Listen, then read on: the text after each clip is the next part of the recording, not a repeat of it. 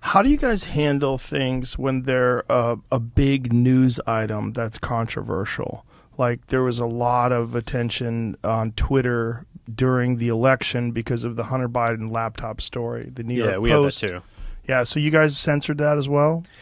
So we took a different path than Twitter. Basically, the background here is the FBI, I think, basically came to us, some folks on our team, and was like, hey, just so you know, like you should be on high alert. We thought that there was a lot of Russian propaganda in the 2016 election. We have it on notice that basically there's about to be some kind of dump of that's similar to that. So just be vigilant. So our protocol is different from Twitter's. What Twitter did is they said you can't share this at all.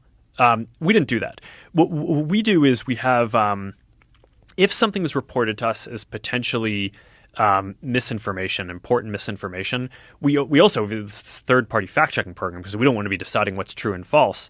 And for I think it was 5 or 7 days when it was basically being determined whether it was false, the distribution on Facebook was decreased, but people were still allowed to share it. So you could still share it, you could still consume it.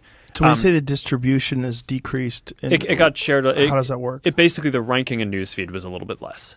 So fewer people saw it than would have otherwise. So it definitely... By what percentage? I don't know off the top of my head, but it's meaningful. But basically, a lot of people were still able to share it. We got a lot of complaints that was the case. Obviously this is a hyper-political issue, so depending on what side of the political spectrum, you either think we didn't censor it enough or censored it way too much. But we weren't sort of as black and white about it as Twitter. We just kind of thought, hey, look, if the FBI, which I still view as a legitimate institution in this country, it's like very professional law enforcement, they come to us and tell us that we need to be on guard about something, then I want to take that seriously. Did they specifically say you need to be on guard about that story? No, I don't remember if it was that specifically, but it basically fit the pattern.